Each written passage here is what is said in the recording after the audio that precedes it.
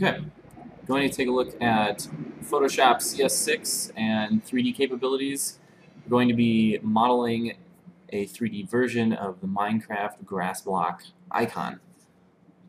So, to begin, let's open a new document. I'm going to choose a square dimension, and let's use 512. You can really do whatever you want. It depends on what size you want your block to be and what you're going to be working with. Let's just do this for now. 512. Right, so we need to essentially create a texture for each of our sides of the cube and the top and the bottom. So let's go ahead and create the classic grassy side. I've chosen ahead of time some colors for the brown.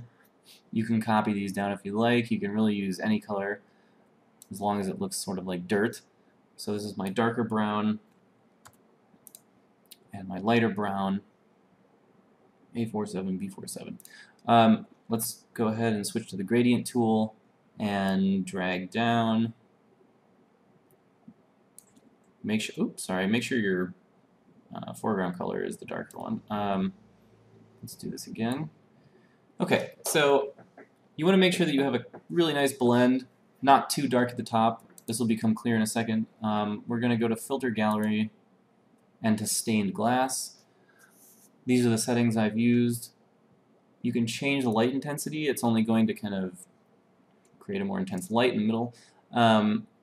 You want to make sure, though, whatever you're doing, is that there are definitions in the shapes around all the edges. Down at the bottom, it won't be a problem. But at the top, you want to make sure that you can see each individual bit of stained glass up there. If it's too dark and it melds together, your pixels will be blended together. There are too many dark pixels up there. So let's go ahead and apply this. Now we're going to pixelate with a mosaic. And you can really choose whichever size you like. This is more or less making sure that we have a good rounded off number and that our squares fit inside. You can see that my right side is slightly small. It's not a perfect square. The bottom is also the same way.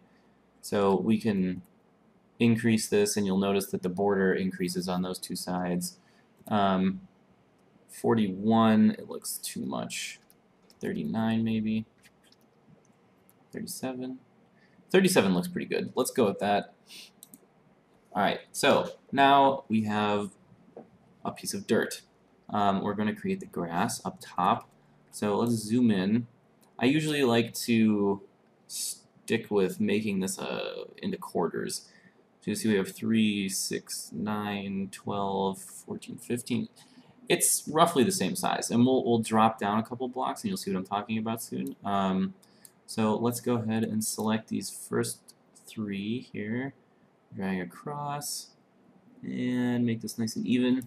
Okay, so we're going to make a mask for this part of the layer, and we will do a hue and saturation mask. Now, you can kind of adjust this to whichever color you'd like, obviously, but to match the Minecraft-y green color, it's slightly yellow, kind of like this. We'll turn up our saturation just to get a better distribution between the light and the dark pixels. 45, that looks pretty good. Let's go with this. So in order to get a kind of realistic looking piece of grass, what we're going to do is grab our brush tool and make sure you're on the pencil. And I've gone ahead and switched over to square brushes, like here. And just make sure it's the same size as your blocks that you chose earlier. So I chose 37, make sure this is 37 also. And at this point you'll notice that we're editing a mask, so our background and foreground colors are white and black. If you want to add or subtract from the mask, you'll notice that we can just do this to plop in a little green square, or we can plop out the green ones and put in some brown. I'm going to just do this in a couple random spots to make it look more like the classic green grass blocks. Let's just do one of these here. And just know that this is kind of totally manual. It doesn't snap or anything like that, so you have to kind of clean up these little edges. And you don't, of course, have to do that, but I'm kind of anal about that. Let's switch over. Green. Put a couple more of these down. It's nice to get a distribution of different color also. So if you can find, like the darker ones will be darker green, and the lighter blocks like this will be a very nice light green. So let's go ahead and, yeah, you'll notice that this, it didn't really quite get it, so it's probably 1 or 2 pixels over. These here, here. Let's zoom out and take a look at that. It's not bad. We'll clean up this edge a little bit here. And this one. Great. And maybe this too. That's a little much. Okay. So this is what we're going to use. Now, I'm on Windows, so go ahead and control-click the hue saturation layer. And I'm going to create a mask for that with levels. And I'm just going to take our high and midpoints up and down a little bit just to get a better distribution of contrast here. Let's try this. Cool. This just brings kind of a nice bright feeling to it. There's one of our panels. Great. So I'm going to create a group now. Let's rename this to side. And I'm going to stick all of these into the side group. And at this time, I would suggest duplicating this group and just name it other sides. Right. Okay. We still need to do the top and the bottom. So I'm going to copy layer 1 out of here because this is already a perfectly good looking brown piece of dirt. So let's go ahead and copy this, make a new layer.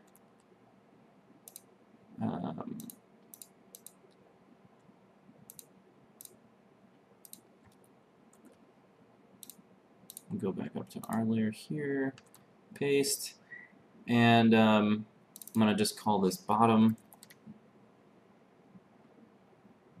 Drag it down here. Let's also copy this again, make a new layer. This is going to be our top, like the green grass top. And all I'm going to do simply for this is apply another hue saturation with the same that we used here. So 62 and 45 to these colors. Let's just do that real quick. 62, 45. We got a nice bright green. Looks very pretty. Let's create a new group. Call it top. And stick these two in the top folder. Alright, great. So I've got my top, my sides. Oops. Let's drag this up to the actual top. There we go. Top, bottom, and other sides. So what we need to do now is dig into 3D. So we're going to create a 3D shape. Before you do any of this 3D work, make sure you convert these all into smart objects. Let's go ahead and, oops. I'm not quite sure why this happens, but if you are not looking at the layer and you create a smart object, it just kind of turns it blank for some reason. But if you are looking at it and have it selected and then create the smart object, it works. Could be a bug, not really 100% sure.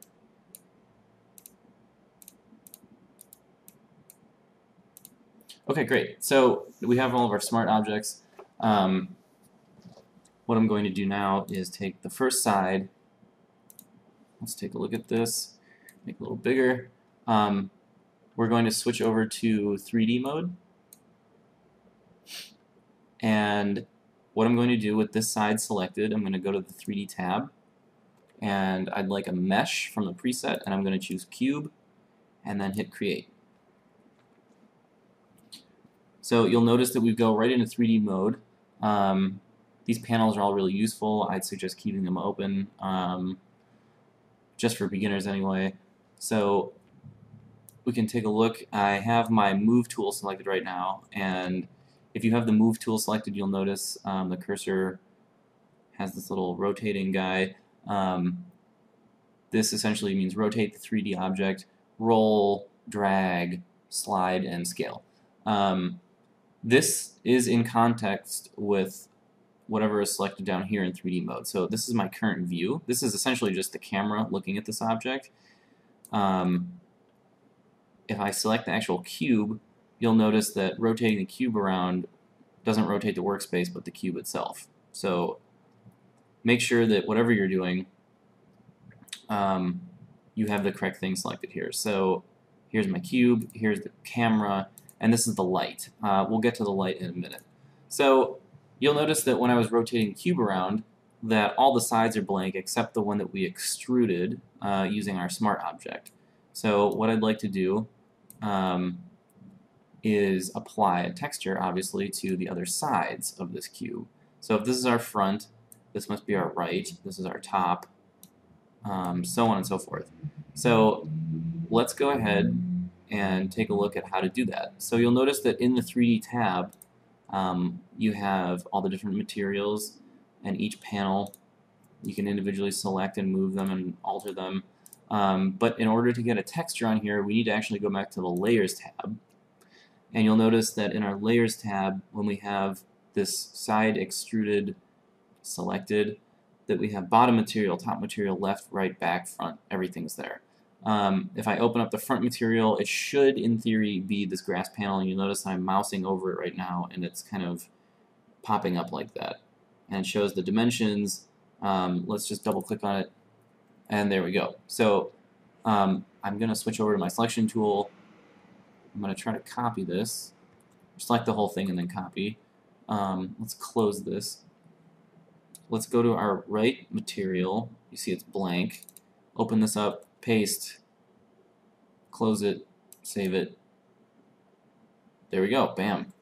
So we've just applied that texture to that side. So let's go over here to the back and the left sides, do the same. Paste, save, close, and which one was that? That was our back, so here's the left. Paste, save, close. There we go. So we now have our cube textured on all the sides. Let's do the bottom. So for this one, we're going to turn this off real quick, go over to the bottom, turn this on, select all, copy, go back to our side, bottom material, double click it, paste, save, close. There we go. So we now have a bottom, our sides. Let's take a look at the top. Same thing over here. Copy it, unselect it, deselect it. Go back to our side, top material, double click, paste, save, close. And I'll switch back to my move tool to go back into 3D mode. There you have it. This is our cube. We've just created a Minecraft 3D grass block. Let's go ahead and render this guy. I'd like to go back to 3D tab, the current view. Let's check out the default view. It's just here where we had it. Okay. So you'll notice that the plane is moving because we have the current view selected, the scene, as it were. We do have a light source, otherwise we wouldn't be able to see the front side, and you can tell that the back sides are dark and the bottom is dark. So let's try a fancy little render here with some light. I do like the infinite light, but for this example I'm going to use the spotlight. I think it's a little more versatile. Let's change that over.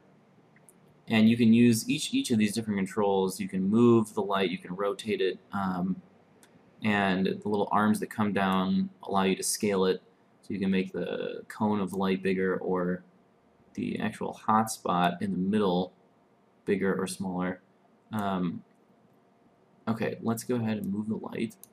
We'll drag it back towards us. We'll stick it down here. If you're in rotate mode like this, you can, as long as you have the light selected, you can click anywhere, left click anywhere, and you can see that you can just kind of like drag the light around and pull a spotlight anywhere. Let's pull this over here a little bit.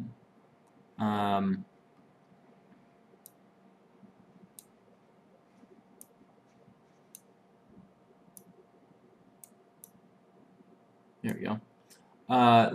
Okay, so over here on the Properties tab for the spotlight, you'll notice that we can turn up the intensity of the light, like so. We can change the color of the light, we can make it more reddish in hue.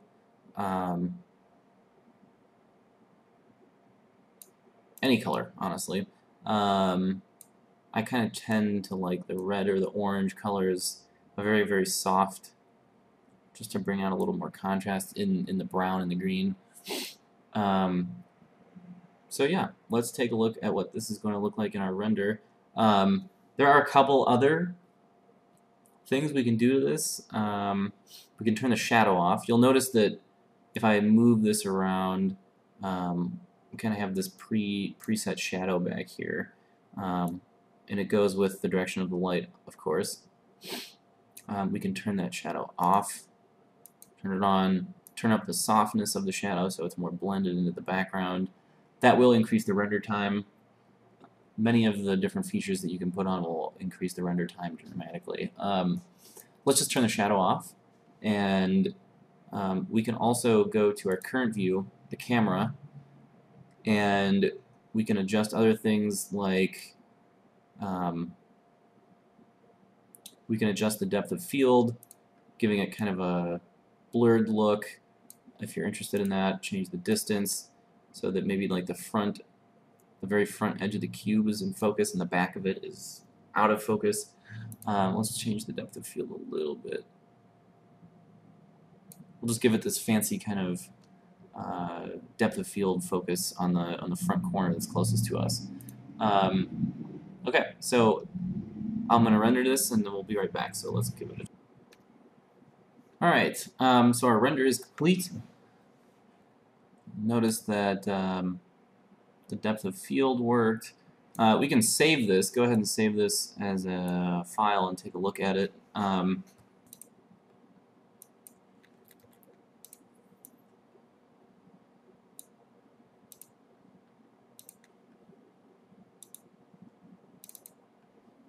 There's our little block. Not bad. Of course, you don't have to use the depth of field at all. And you can have just a nice cube. So yeah, this is pretty much it. If you'd like to use other blocks, I actually downloaded a 512 HD texture pack for Minecraft. This essentially gives us the sides to any cube that we want to make a 3D model out of. You can take a look at the crafting station, for example. As we zoom in, you see like how detailed these really are. So if I wanted to do this, for example, I could go up here to these top pixels, grab this. Okay, so here's our crafting station. We can just copy this selection, go back into our 3D model. If I wanted to, we can actually just start a new thing altogether.